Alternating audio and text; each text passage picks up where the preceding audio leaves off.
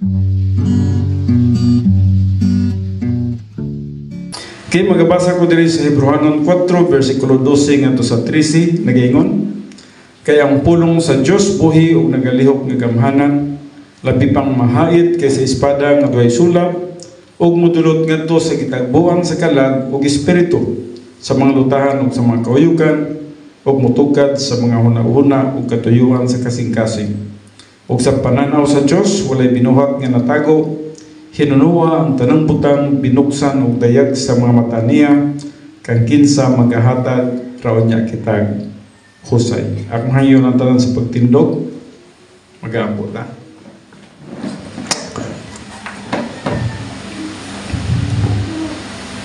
Amahan na mo nga Diyos, niningatak na sa kabuntago na usab, kami magaduol diya sa imong balaan nga presensya, magapaubos kami sa imong mga plano sa among mga kinabuhi.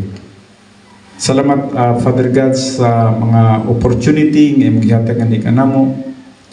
Samtang napaka na mga kinabuhi among kini magamit, makapahimulos kami niini sa mga espirituhanong pagkinabuhi alang sa imong kaymayaan. Ubani kami karon sa pagtuon sa imong pulong. Salamat sa teaching ministry of God the Holy Spirit. Salamat sa imong pagtabang sa imong mga kanakan, sa imong alagad. Salamat sa paghatag dugang kaalam. In Christ's name we pray. Amen. Okay, akong hayon ang tanan sa paglingkod.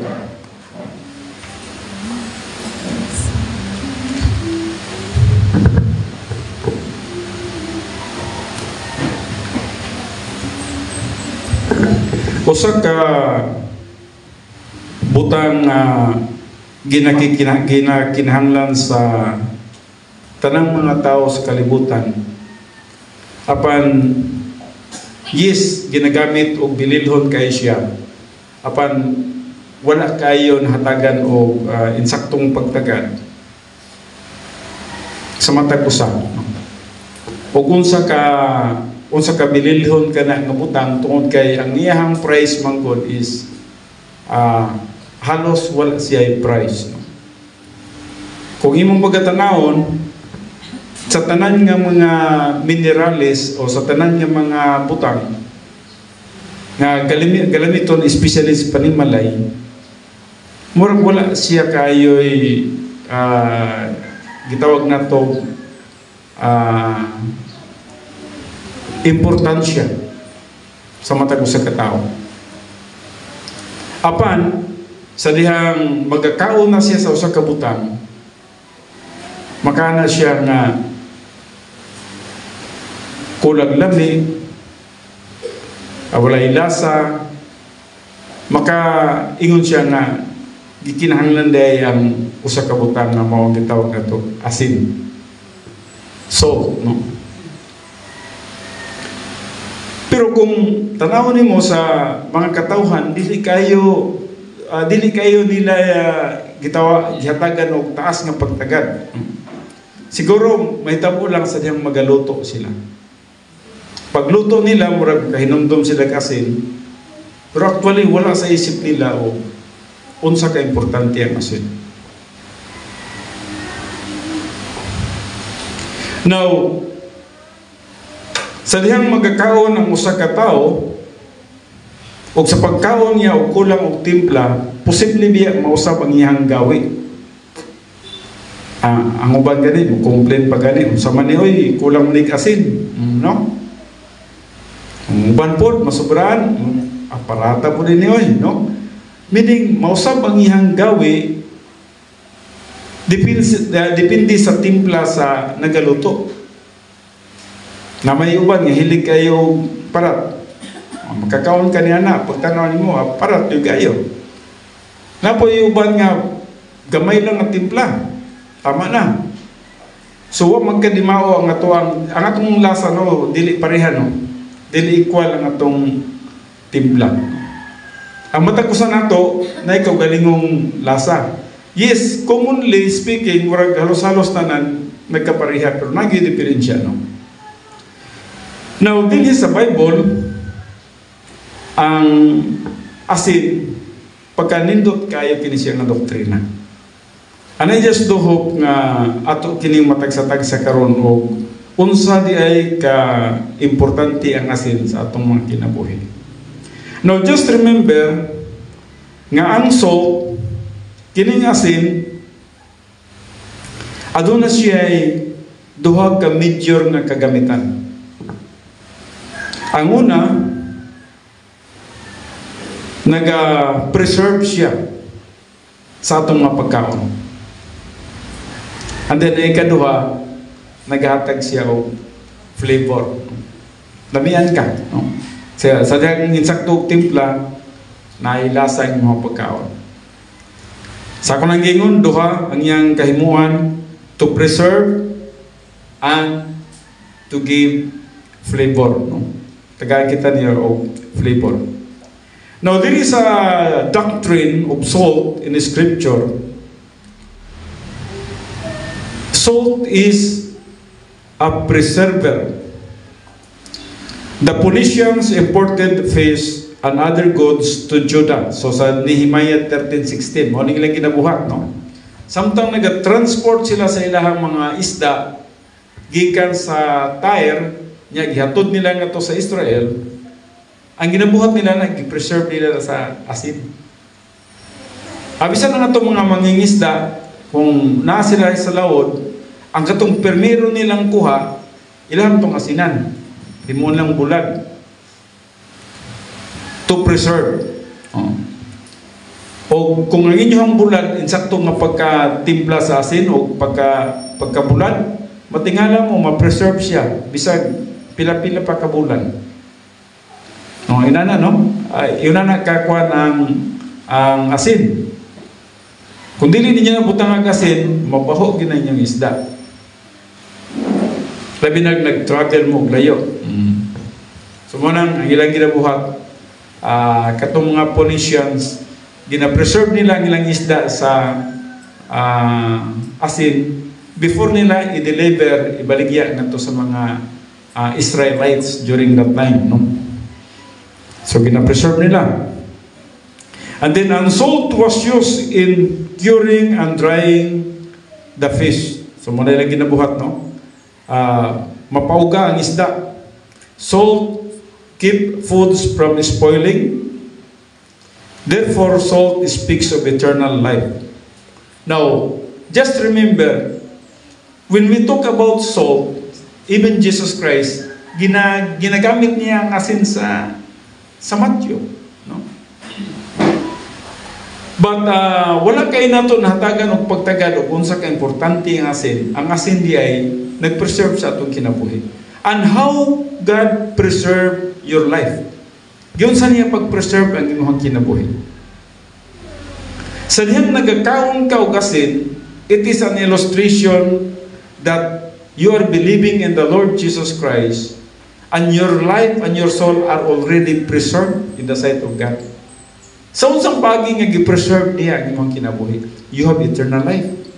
Nan kay kinabuhi mo lay katapusan. Kuha na siya, dili na gina madugta, dili na siya mawala. That's why ang atong happiness naging sa taas, no?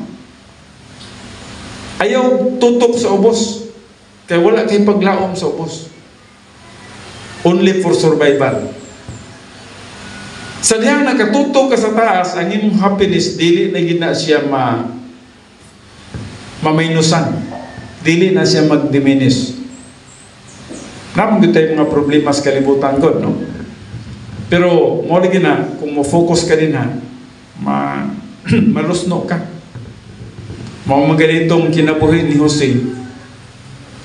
Siguro, kung ikumpara na atong kinabuhi kang Jose, murag makaingon siguro ta, dili ko na disura na ng kinabuhi ni Jose. No? Giparumbado na siya sa mga igsoon, gihulog na siya sa gahong, gibaligya siya sa mga Ismailites, gidala siya ngadto sa Ehipto, and then pagabot sa Ehipto, gibutang-butangan pa siya sa asawa ni Paraon, na priso siya, and then sa gihapon tungod sa Diyos, actually tungod sa Diyos gyud ang tanan, no? Nahibalo, ang mustisya sa Diyos, grabe ang iyang pagtutok sa mga tao nga nagkinabuhi nga nagsunod sa iyang kabubuton. So, ang pagtanaw sa Diyos sa imong kinabuhi, kung unsa ka diha sa Ginoo, dili gyud na pwede nga dili tumbasan og hustisya sa Diyos. Justice gyud na. So, bisan mag-unsa ang hitabo sa kinabuhi ni Jose, si Jose wala malito sa iyang gitawag focus. Ang iyang focus ang Ginoo. So, sa kasaysayan ni Jose ato nakita dinha niya nakaplagan ang tinuod nga pagdawat sa mga butang. Bisan man o kung saan nagtabo sa kinabuhi nga matud pa niya, ako naning gibutang ang tanan diya sa kamot sa Ginoo. And what does it mean when he said, I put everything in the hands of God? Sa dihang ang usa ka tawo o usa ka magtutuong moingon na gani siya nga akong ibutang ang tanan diya sa kamot sa Ginoo, wala na siya complain. Nakita niyo wa siya complain, no? Gihagbong siya sa mga igsoon sa gahom, gibaligya siya sa mga traders, gidala siya sa Egypto. Pagkabot sa Egypto kay gwapo mo po lagi siyang tao, gustuhan siya sa asawa ni Paraon, gusto makigdo ang asawa ni Paraon, dili man siya. Dili siya gusto nga makasala. So tungod niya na, gibutang-butangan siya. Buhatan siya o mga trap nga muraging sulod kunuhay sa kwarto ni sa asawa ni Potiphar, itong pangabagan ni Paraon. Bilanggo siya, pero sa gihapon nakagawa siya. Ang tanan nga mga kasaysayan sa iyang kinabuhi, wala niya gihatagan og pagtagad except nga nagaingon siya, kining tanan akong gitugyan sa kamot sa Ginoo. Kumusta ang imong kinabuhi? Gitugyan ba nimo ang tanan sa kamot sa Ginoo? Nabayan tayo mga problema dere, no? Nang malo, kasi problema, ako, kitang tanan, natay problema. Inyo bang gibutang diha sa kamot sa Ginoo ang atong future, ang atong kinabuhi?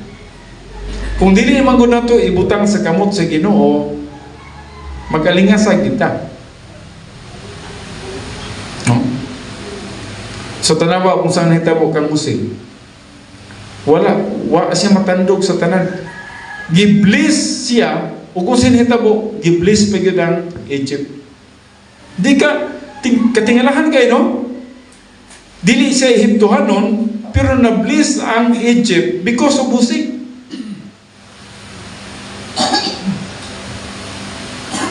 Gipanalanginan ng usa ka nasod tungod lang sa usa ka tawo nga nagpuyo sa ilahang dapit nga espirituhanon.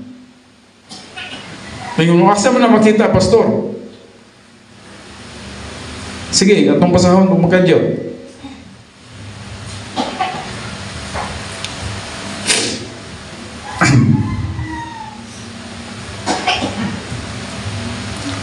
There is a Genesis, no?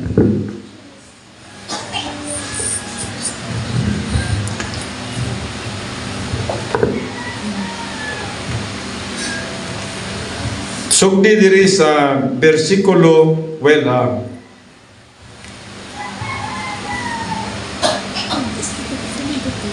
sa kapitulo 43, no? Actually sugod yun siya sa 39 yun siya nagsugod, pero hangtod ni siya sa ang life ni Jose Mangud, hangtod ba ni siya sa 48, no?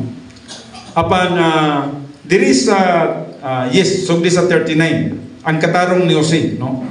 Sugod kita sa verse 5. Og nahatabo nga sukad sa pagkahimo niya nga tinugyanan sa iyang balay og sa tanan niyang katigayonan nga gipanalanginan ni Jehova ang balay sa Ehiptohanon tungod kang Jose, og ang panalangin ni Jehova diha sa ibabaw sa tanan nga iyang katigayunan sa balay ug sa uma.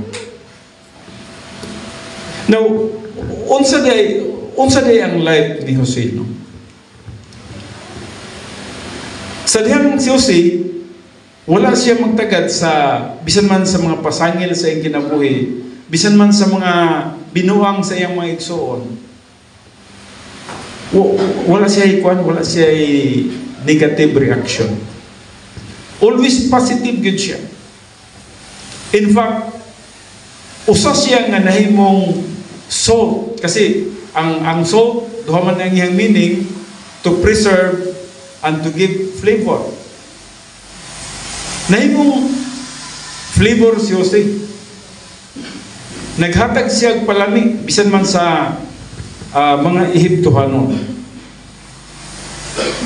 Now, ang atong kinabuhi usahay, wala ta,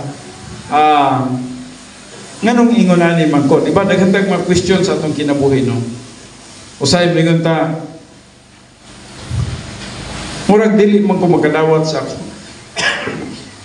dili man ko magkadawat sa akong kinabuhi. Nabay panahon nga ingonana ka, nga murag, para sa imuha, forsaken ka, para sa imuha, murag, dili mayo imong kinabuhi, para sa imuha, murag ang tao, kagusto sa imuha. Kung na may panahon nga ingonana sa imong kinabuhi, usban na siya. Kasi dili ingonana ang plano sa Diyos sa imong kinabuhi. You have everything. Sa dihang ikaw nagkinabuhi nga espirituhanon, murag ka na nagpuyo sa usa ka mall. Nga dito sa mall, mamunit lang ka sa gusto nimong kuhaon. Ang Diyos, gihatag na niya ang tanan sa tuwa. Mura lang mamunit sa mga panalangin nga gihatag sa Diyos nga ni kanato. Gi-prepare ni niyang tanan. Tungod kini siya sa iyang kamaayo, tungod sa iyang grasya. Wala kay gihimo nining tanan. Ang Diyos ang nagplastar nining tanan. Siguro nagtrabaho man ko, pastor, is gitagaan kag gwapo nga trabaho. Amo nang naana sa imuha. Pero kinsa man ang trabaho, iyahaman sa Diyos. Ang tanan iyahaman sa Diyos. Tagaan kag good health. Gitagaan kag mayong pangunahuna. Gitagaan kag order kung sa'y buhaton karong adlaw, ikaduha, ikatulo, ikaupat, ikalima, hantod sa ikapito, magsimba ko sa akong buhay ng Diyos. Kinahanglan ihalad nako ang akong ikapitong adlaw dahil sa Ginoo. Ikapito rin gina, no? Nga din magsimba ta sa iya. Ang Diyos nag-provide sa tanan. Wala ba mo ma-amaze sa mga panalangin nga iya sa Diyos? Wala mo, actually, kung dili na ginatong sabtan ang grace of God, mo nang madisip ta sa James 1:17. Mabito na ang James 1:17, nag-ingon ko din ha, do not be deceived. Every good and perfect gift is from above. Wala ato niling tanan, no? Dili ta pwede makaangkon, bisan man lang kining tubig nga nasa akong matubangan.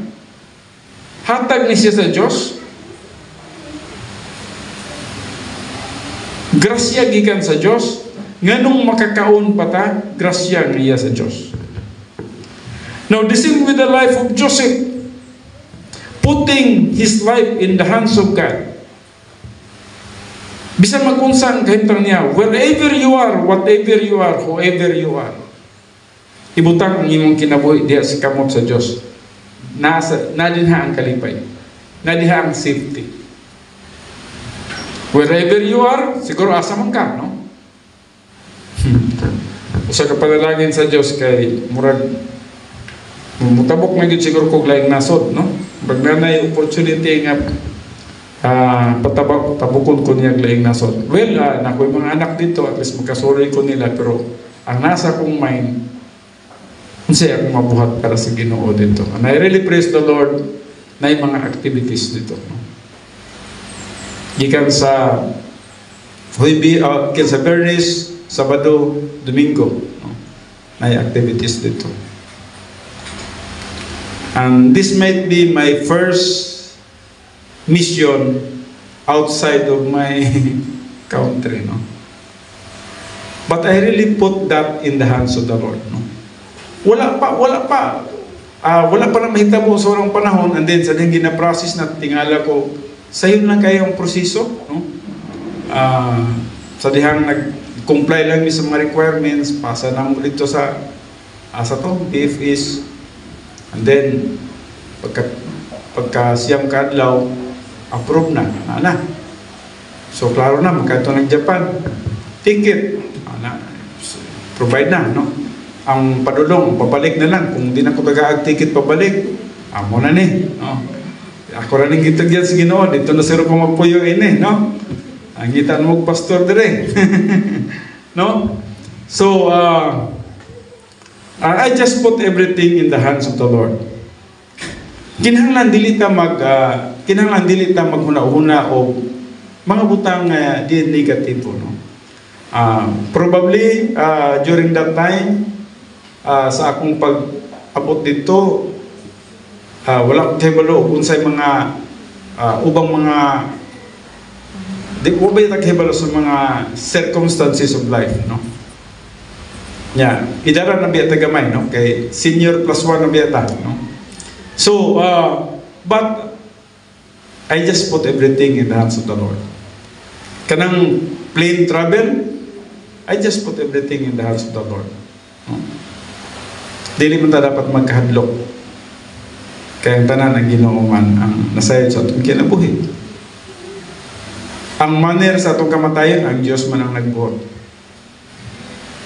Kung ang manner sa atong kamatayon sa eroplano man, bisan pag di ka mo itong Japan, pasakyon di ka sa Ginoo sa eroplano, kaya mo ginayang pamagi nga, dinha niya kakuhaon. Kung ang pamagi sa kamatayon, barko, bisan pag di ka mo sakay barko, pasakyon kayo sa Ginoo sa barko. Kaya mo nang manner sa kamatayon nga iyang kagustuhan. Kung sakit, bisan pag himsog kayo mong lawas, matingala ka, papitlan lang ka ganihang gamay nga laway sa lamok, magkasakit kag dinggi, patay ta. No? Apan kining tanan, just remember nga kining tanan, unsa ni siyang tanan? Unsa may joyous hope nato? Eternity. Dili nining kalibutan na. So, dili ka dapat magkaguol bisag unsa ni tabo sa imong kinabuhi. Just place your life in the hands of God. Siya ang nahibalo sa atong kinabuhi. Bisag asa man ta. Wherever we are. O kung sa man ang atong kahintang, ibutang nato kini sa kamot sa Ginoo. Dili nato ang kunon, dili nato gamiton ang atong kamot nga murag kitay nagapamusok. Wa man tayo mahimo. Ang Diyos man ang adunay prerogative sa atong kinabuhi. Diba? Tama ba? Siya na prerogative. Muna nga dapat mamaster na to ang Romans 8:28, all things work together for good. Kaya kanang Romans 8:28, nagpasabot na nga maka-accept ka. Maka-accept ka sa bisan unsang butang nga buhaton sa Dios sa atong kinabuhi. Kung dili ka maka-accept sa usa ka butang nga buhaton sa Dios sa imong kinabuhi, that means ang imuha pang kabubuton, ang imuhang gitagat, ang imuha pang will, your will be done pa, not His will. O kinahanglan makabuhi ka niya na. Kay hangtod nga dili ka makabuhi niya na naagyoy disappointment, naay frustration, nga naman, naay misery, because you are not in the plan of God. So kinahanglan malimpyo ang atong utok din, no? And then in everything give thanks, for this is the will of God. Pasalamat ta sa bisan unsang panahon. Now, mo kana ang atong joyous hope, ang atong kalipay. Eternity ang atong kalipay, dili temporal. Dili sa kalibutan. So kung ang imong una-una kalibutan, wala kayo. Palpak kayo. Mag-suffer kayo. Mag-misery kayo. Frustrated ta kung kalibutan ang ato ang focus. Mauna, dapat Masabtan na to ang kaimportante sa spiritual life. Remember, salt speaks of eternal life. Ang asin, nagahisgot siya may tungod sa preservation, nga din, you are preserved by God, you have eternal life. Whether you like it or not, kung mituo ka kay Jesus Christ as your Lord and Savior. Usa siya ka analogy nga, nagkaon ka o kasin. Ang pagkaon sa asin, nagpasabot nga, mituo ka kang Kristo Jesus. And when you believe in the Lord Jesus Christ, you have eternal life. Huwag ka malipay niya na. Nga, sa kalibutan, temporary lang, pero natay, walay katapusan nga kinabuhi dito. Nakashare ta sa happiness of God. So to those in the churches who have believed in God's incredible, indescribable gift. Actually, ang indescribable gift nga makita sa Corinthians, nag-isgot na itong kay Jesus Christ. Si Jesus Christ ang dili ma-describe nga gasa nga hika nato. Nga bisan kinsa nga motuog mudawat kaniya, makabaton og eternal life. Mao kini ang gift offering sa Dios nga mahan. The gift offering of God the Father, that He sent His only begotten Son. Yang ipadala iyang bugtong anak sa kalibutan. Nga nang ipadala niya iyang bugtong anak sa kalibutan, dili niya gusto nga ang imong kinabuhi dito sa linaw ang kalayo. Lisod pod kung salt fire. Kung salt fire, naghulagway siya sa eternal lake of fire or everlasting lake of fire. Apan, dili ta mo to sa linaw ang kalayo. Ang salt, kung ibutang nimo na sa kalayo, mura pula siya mas kusog pong kalayo na, no? Buto-buto pag gani, no? So, naghulagway siya sa lake of fire, no? So, salt encompasses positional truth. One of the many assets which God gives to us at the moment of salvation is the baptism of the Spirit. Gibautismuhan ta sa Espiritu, whereby believers are entered into union with Christ. Nanata kang Kristo. O wala na makakuha nimo gikan kang Kristo. You are in Christ forever. And when you are in Christ, you are preserved. Na-preserve na ka. Hangtod sa walay katapusan. Once you are in Christ, you are preserved forever. You have eternal life. Karon pa na naka-eternal life. Sa iyon kaniya na, o baka malipay niya na, dapat ang kalipay na to, na din ha, dilis kalibutan. Dapat ang kalipay na to, nasa mga eternal promises of God. We now share His life. Nakashare ta sa kinabuhing walay katapusan. Huwag ka nang gisulti diya sa 1 John 5:11 to 13. Kung sa may gisulti diya sa 1 John 5:11 to 13. Basa ta. Nagaingon din og ang pagpamatuod mao kini nga kita gihatagan sa Dios og kinabuhing dayon. Kinabuhing dayon. O kining kinabuhiya diha sa iyang anak. Ang nakapalagiya sa anak may kinabuhi, apan ang wala makapalagiya sa anak walay kinabuhi. Now just remember, duha ang iyang isgutan diri. Ang nakapalagiya sa anak, now usay balihon na to ni, no? Kay gunani mong gud ni. Felicia, we are in Christ. Pwede po tayo magdulay ng ginani na Christ is in us.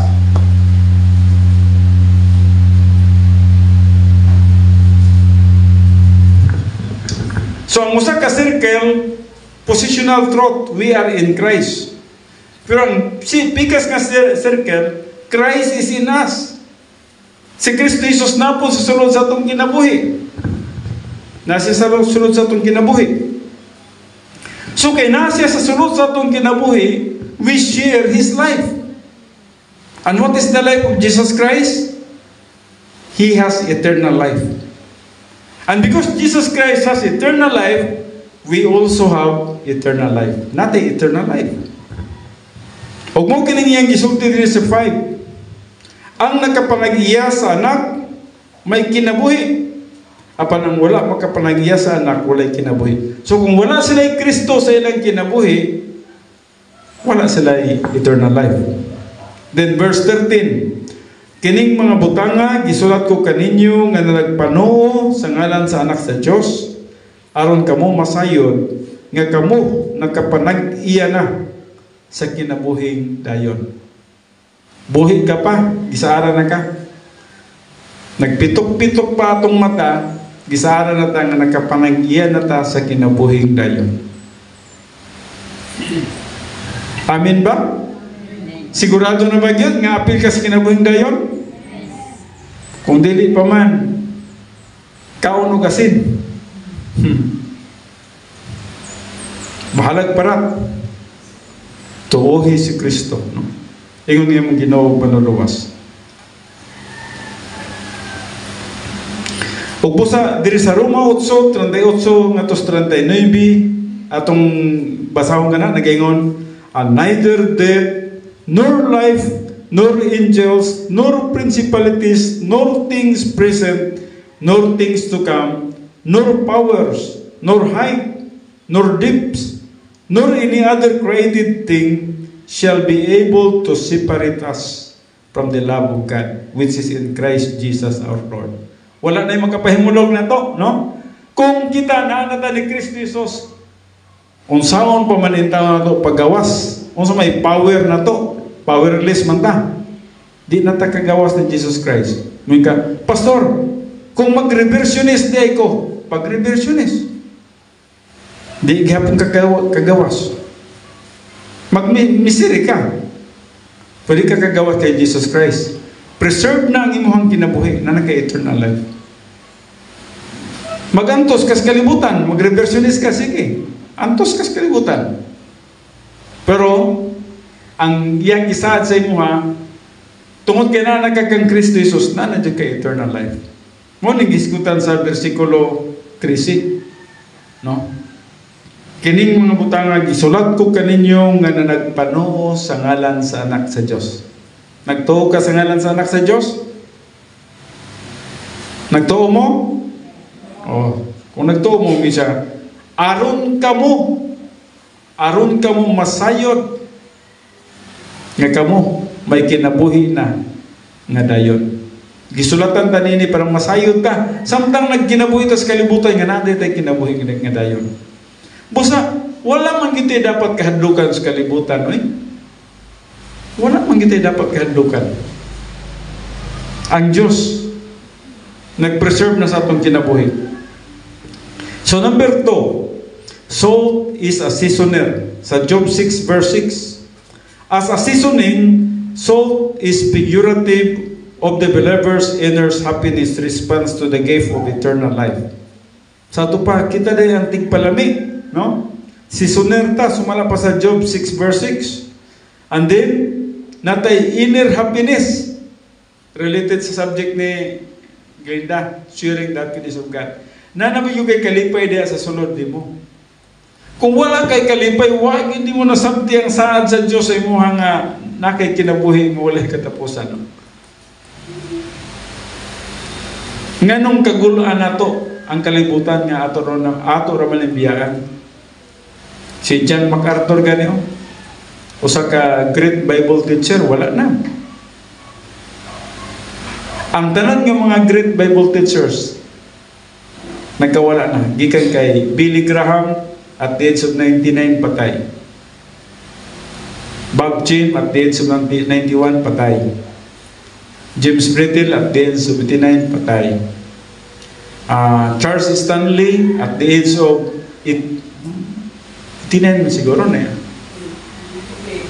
88, patay. And then John MacArthur at the age of 86, patay. But, unsa may nakanindot sa ilang kinabuhi? Beka mo daw, unsa may nakita ninyo sa ilang kinabuhi? Nagpadayon sila nga nagapangalagad sa Dios hangtod sa ilang kamatayon. In fact, before namatay si John MacArthur, may gibilin pa siya nga message. Naibalo siya nga mamatay na siya. Si Billy Graham may gibilin nga message before siya namatay. Matut pa ni Billy Graham, kung mamatay ko, mibalhin ra ko og puyo diri sa kalibutan ngadto sa lagit ng nga dapit. Bot na pasabot, huwag kamatayon ng akong kalag. Igor akong imi separation ng baya. Misiparit lang ang atong lawas sa atong kalag. So, kita lang usan, magbuni-muni ta nga, kulong na dyan ko ini, isulod na dyan ko inig bangaga, tabunan na dyan ko inig, ana ang atong una-una ba, pero lawas na ang atong kalag. Wala, way apil diha.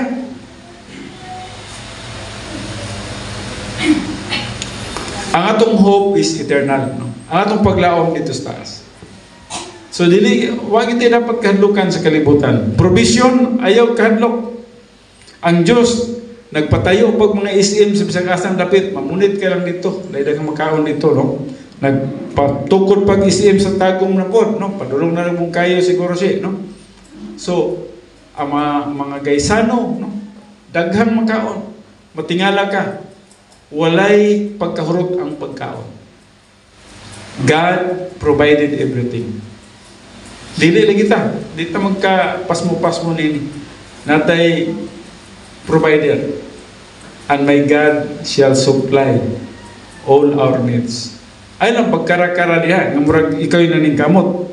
Kaya ang Diyos, siya ang nag-prepare nining tanan, no? So salt is a seasoner. As a seasoning salt is figurative of the believer's inner happiness response to the gift of eternal life. So dapat na kay inner happiness. Dapat sa sunod sa imong kinabuhi, malipayon kay ka. Kinabuhi ko na ang walay katapusan. No? Isa lang kapag pamilok na to, tuwa na ta sa Diyos. Biyaan na to ang kalibutan. Pati ang panghuna-huna sa kalibutan, di na tayo huna-huna niya na. Someday. Salt is a seasoner, no? As a seasoning salt is figurative of the believer's inner happiness response to the gift of eternal life. Namely, the joy of salvation which comes from a knowledge of Bible doctrine. Salt then is doctrine which seasons life. As a salt, makes foods palatable and tasty. So Bible doctrine makes life more flavorable because knowledge of God's truth gives the capacity for its enjoyment to the fullest. So, naibalo kita, no? Nahimo kitang magtutuo, ang kalipay na to, naging sa Bible doctrine. Ang gisulti ni Iksong Linda ganina, doktrinado ka, nyamuin ka nga, bisagwan man pa nga dili ka mukaon, ukulong sa Ginoo. Ayaw pagsalig niya na. Muna hinay yung kag decline. Kinanan mukaon yung ka. Bahalag ginagmay. Kining urasa, kaon kagamay. 5 ka oras, kaon na po kagamay. Dapat, sa usa ka adlaw, kung kaunom ka mukaon, dala sa imong snacks, kaunom po ka mukaon sa pulong sa Diyos, ginagmay lang. Kaya nga naman, kung daghanon nimo, matukan ka, no? Ginagmay lang, kaya ang ginagmay nga naipulong sa Diyos, resistensya ni mo na. Naghatag nimo og unsa man, hope. Maghatag nimo, pagbasa nimo, nganong mabilib dito sa kalibutan nga na may langit. Nganong handog kung kus kamatayon na nang eternal life. Diba? Nganong mangandoy mo kus kalibutan, biyaan naman ako na. Namkoy mansion sa langit. So, gamay ni mong kaon sa pulong sa Diyos, makakaon ka gyud, ma-feed ka gyud, ma-edify ka gyud. Mabitaw nang diha sa akong sakyanan, akong ginabutang, kanang pagkaon gyud sa akong kalag. Kanang pagkaon gyud sa akong kalag nga, bisag makadungog ko gamay niya na, encourage ko. Bisan pag ibalik-balik na. Daghan man ko mga audio po no. Pero nakana ko, kinahanglan yun nga mukaon ang imong kalag, matagkaroon ko niya. Manaamang ka sa sakinan, manaka sa imong balay, maminaw ka, mabasa kag libro, kinahanglan pagkaon na sa imong kalag, ayaw yung ingnan ang imong kalag, ligo na. Nga di na lang ka mukaon sa pulong sa Diyos, kay okay ka na. Deteriorate kay Diyos. Usa ka adlaw niya na, hindi ka kakaon, matingala kay Diyos, muinainay kay Diyos ka-collapse. Mura po nagpagkaon, di ka mukhaog sa kadlaw. Kami na ginainay namin ginagmay kaon ni DC ganit, bro, say kamuti na lay kanon. Butangin po nag-rice gamay, kay basig tumba po ka, no? So, kamuti na, no? Pero kinahanglan sudlan gyud nato ang atong tiyan. Makulaps man ta. Mao po na ang atong spiritual life. Doctrine, gamay lang ang doctrine, paminaw lang, bisag kinsa nga mga nagtundo des pulong sa Dios nga mga doctrinal, paminaw lang. Sa imong pagpaminaw niya na, pag-ana nimo may encourage ka gyud. Dili kalibutanon ang imong encouragement, ang imong encouragement nasa pulong sa Dios. So muna Bible doctrine makes life more flavorful because knowledge of God's truth gives the capacity for its enjoyment to the fullest. Magmalipayan ka sa nakasalalay ang imuhang kalipay sa pulong sa Diyos. Salt by analogy is the antithesis of leaven. Actually, tunan po na ito ang leaven, no? Kay daghang naghuna-huna kung sa po ng leaven, no? Mga tinapay nga walay libadura o tinapay nga may libadura. Nganong unleavened man yun ang every time nga nasa na festival, unleavened man yun ang ila. Ato po nang tunan pipila ka mga adlaw, no? Kay yes, ang ubang mga tao lagi nagunahon po sila na ang ilahang human God madugang nila sa ilahang pagpangalagad sa Diyos. Dili gid mo madugangan ang trabaho sa Dios. Enough ng trabaho sa Dios. Ang imuha na lang, salig na lang sa gahom sa balang espiritu. In fellowship with God, enough na siya nga magasunod ka sa kabubuton sa Dios, no? Ay na gamitin kusog nimo, strategy, no? So salt by analogy is the antithesis of leaven. Salt is a preserver, true doctrine. Leaven is a corruptor, false doctrine. Mag-istud nga ni kang leaven, nag-istud siya mga false doctrine. For example, na nagatudlo nga ang kaluwasan, imong trabahoan, leaven na siya. That's evil. Dili kinahanglan trabahoan imong kaluwasan. No amount of work, no? Bisag gamay nga trabaho, wala na kinahanglan. Ang imong pagkabuhaton mo lamang ang pagtuo kang Kristo Jesus. Customs of the ancient world use salt to signify a contract or hospitality. So ang ginabuhat sa uban, kini ang salt, murag na sila kontrata sa ilahang gitawag hospitality. Under the laws of hospitality, if an enemy of the host, you ate salt with him at the table, you will preserve from harm while in his house. Mura ginanailanon, nasa kontrata. O sige, kaon ta. O kung kaon ka dihan asin, that means nga, safety ka. Wala kay problema diri sa akong balay. So, usahan siya sa ilang mga customs sa mga unang mga panahon. B, as a sign of fulfilling a contract, both parties in the contract ate salt as a symbol of agreement and abiding friendship. So, muna ilang mga kontrata. So, number 5, the eating of salt depicts the appropriation of salvation.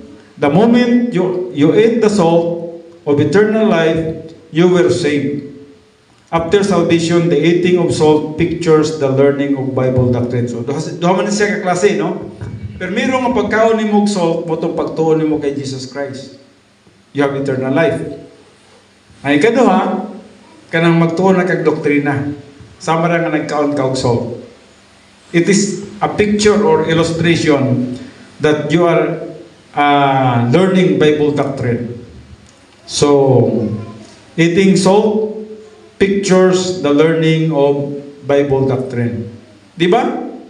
Kung positibo ka nga magtotoo, lamian ka sa Bible doctrine, di ba? Gilamian, paput ka mo, no? Basig way lasa, ha? Basig na nga COVID ta, no? So kung gilamian ka sa pulong sa Diyos, muna ang asin, tigpalami na siya. Kau kagasin, alami. Kau kagpulong sa Diyos, yes, lami ang pulong sa Diyos. Pero kung negative ka, way lasa, no? Magalingasag ka, maglingkod ka, maski kung na sa gawas, no? So, mao ka na ang gitawag na to og kahimuan sa salt. Number 6, salted with fire. Now, adunay kalainan diri, no? Gidugangan, no? Ang salt, maayo. Pero ang salt, kung ubanan o kalayo, lahi ang meaning niya na. If it is salted with fire, it refers to eternity spent in the lake of fire. So, kung ang usa ka tao wala buto kang Kristo Jesus, wala mo kaon sa asin, na siya'y salted nga gitawag na to with fire. Meaning, kana siya nga tao, kay unbeliever siya, moto siya sa linaw nga kalayo. Magantos po siya dito. Morning gingon sa Mark 9:48 to 49. Katong masahon. Mark 9:48 ngantos 49.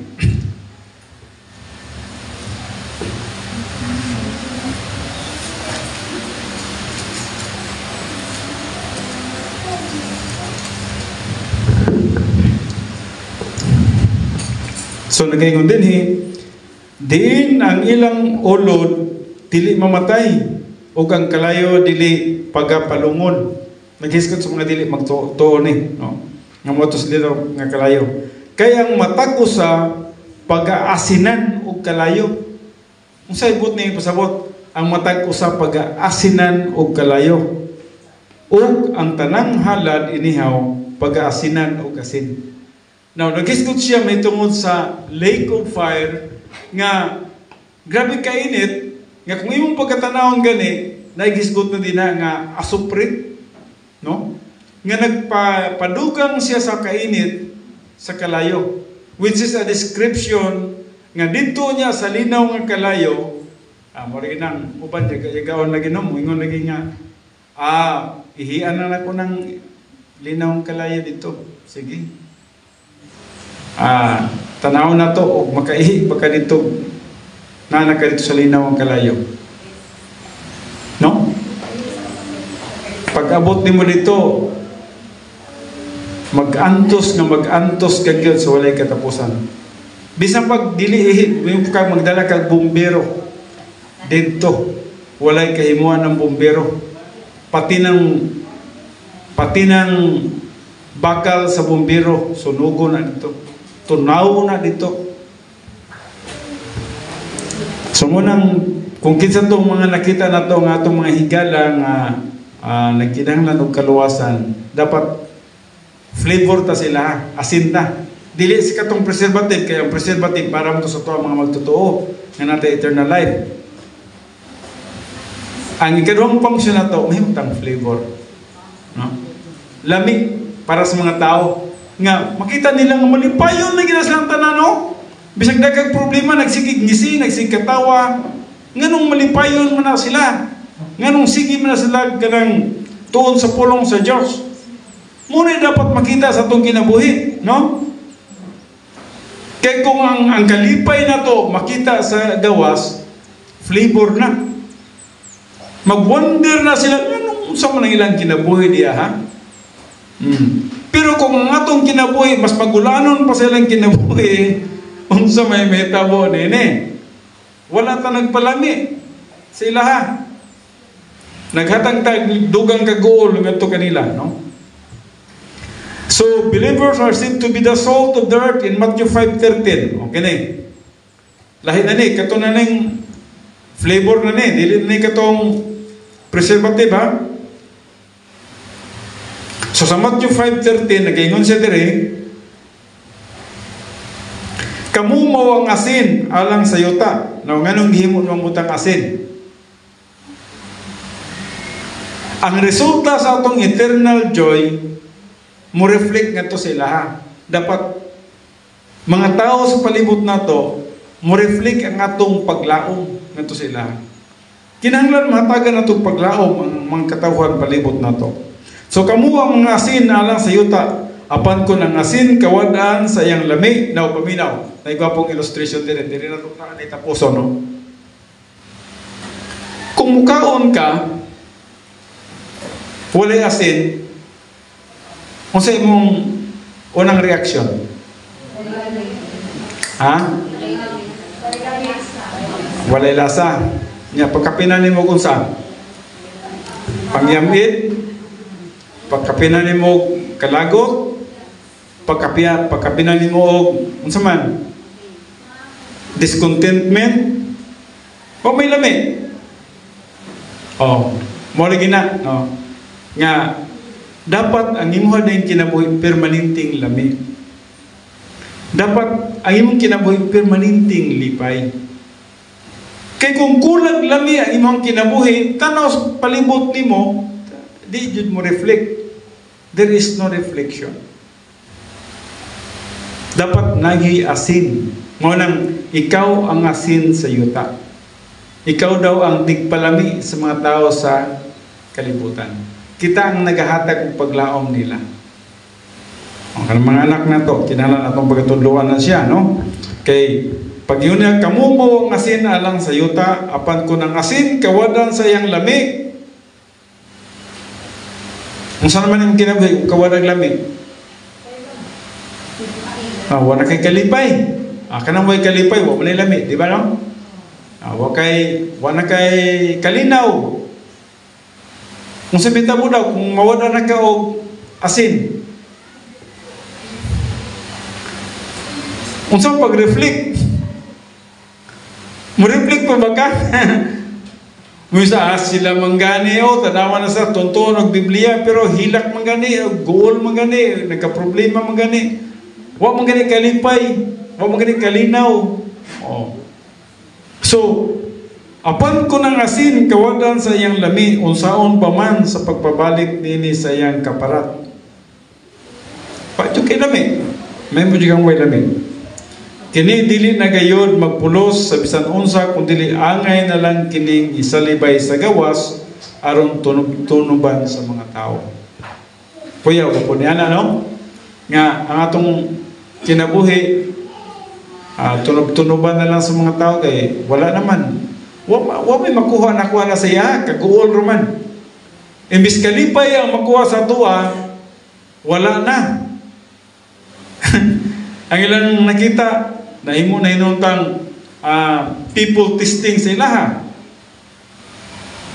Kung nahimo tang people testing, lami, dili. Dili, no?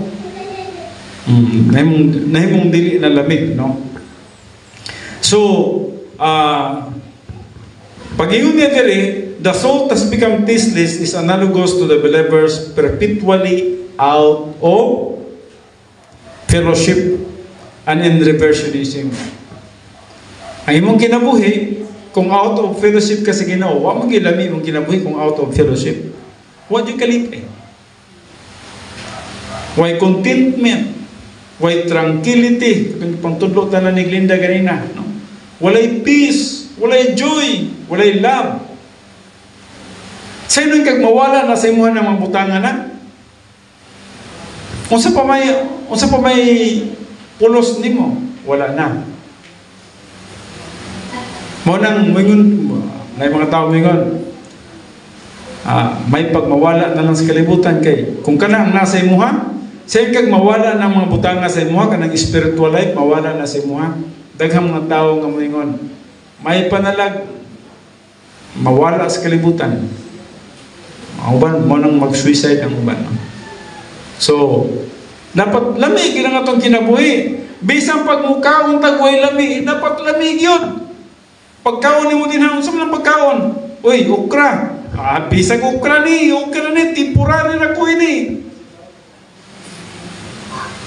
Kaon og talong, okra ni, itlog. Mabuhi, may itlog lang, buhay ramig, tinapa lang.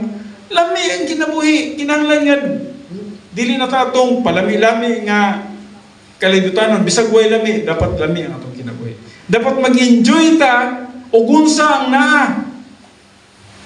Dili mag-complain, o gunsay wala.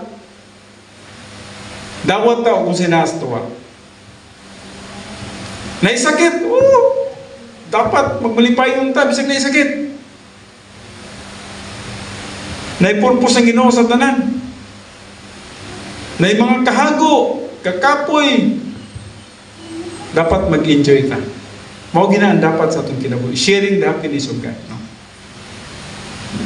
We are the salt of the earth. Kita ang asin sa kalibutan. Kita ang tigpalami. Dapat kita ang unang mag-enjoy sa kalami sa pagkinabuhi. No? Nag-enjoy ba mo sa inyong kinabuhi? Isip mga magtotoo? Ha? Basig wala ba ya, ha? Basig misery, mingon mo, pastor, dugay na kong paminaw, misery gito permanente. Ang anong misery man? You are out of fellowship or you are in reversionism. So, the salt has become tasteless. No? Ang imong pagkasin, mahimong wala siya flavor kung ikaw nagkinabuhi nga out of fellowship with God o nagkinabuhi sa gitawag na itong reversionism. Huwag mo nang diskutan sa Matthew 5:13. Umpisa man sa Luke 14:34-35. There is no reflection sa imong kinabuhi sa gawas. Huwag man gani nimo ma-enjoy. Kung saan pa pag-enjoy sa gawas? Dapat mag-enjoy ka, no? Dapat kita ang unang makabenepisyo.